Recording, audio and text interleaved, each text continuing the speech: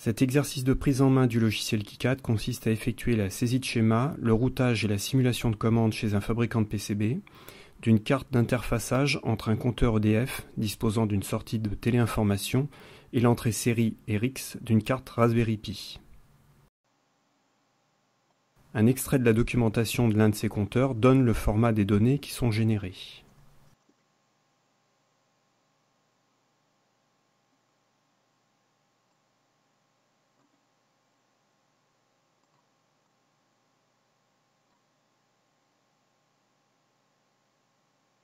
Les compteurs disposant de ce type de sortie génèrent en continu un signal logique modulé en amplitude, véhiculant des informations sur le numéro de série du compteur, les options tarifaires, l'intensité maximale consommée, les mesures instantanées, etc.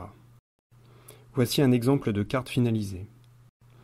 En fait, un simple optocoupleur disposant de diode tête bêche en entrée permet d'effectuer la démodulation et de récupérer un signal de type UART qui peut être introduit directement sur la broche RX du GPIO. La carte disposera d'une LED jaune indiquant la présence de la tension 3V3 sur le GPIO. Elle disposera d'une autre LED rouge qui par programmation pourra indiquer qu'un premier seuil de consommation est atteint. Un buzzer permettra, lui, d'indiquer qu'un second seuil critique est dépassé. Le schéma à saisir dans eSchema est donc très simple et ne contient qu'une dizaine de composants.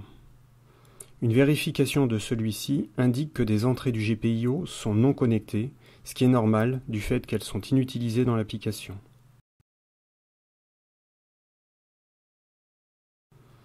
L'association symbole-empreinte par l'intermédiaire de CV-PCB utilise les librairies d'origine de KiCad 5, à l'exception de celle du buzzer, dont l'empreinte et le modèle 3D figurent dans les fichiers à installer avant le routage.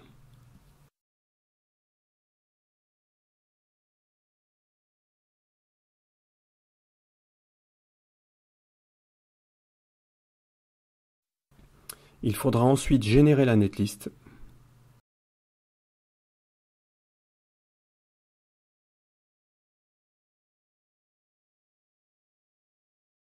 Cette netlist sera récupérée sur PCBnew pour effectuer le routage en double face, avec création d'un plan de masse de chaque côté.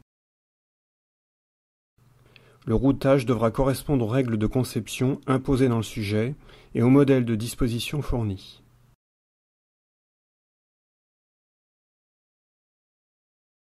Là aussi, il faudra effectuer le contrôle des règles de conception.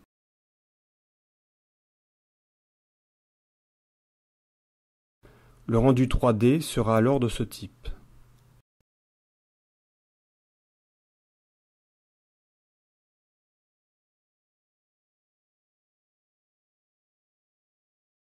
Les fichiers Gerber seront à générer et à stocker dans un fichier .zip à votre nom.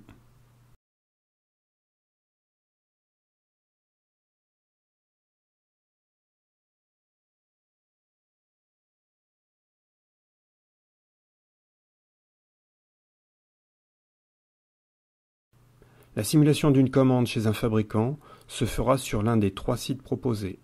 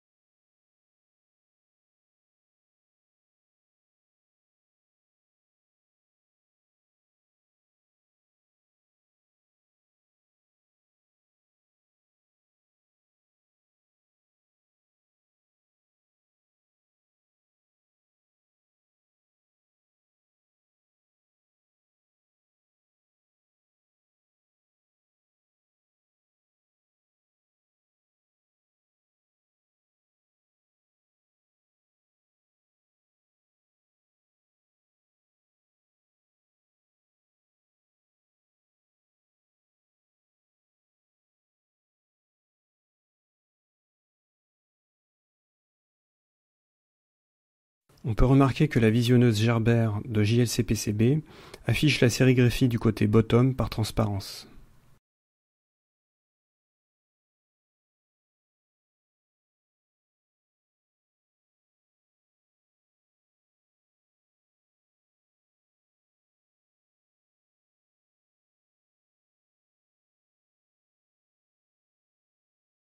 On peut également remarquer que selon le fabricant, le tarif est forfaitaire pour une surface maximale de circuit imprimé donnée.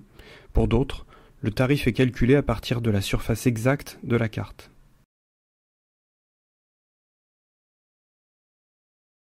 Le plugin IBOM pourrait être utilisé ultérieurement lors du câblage de la carte, en tant qu'aide au placement des composants.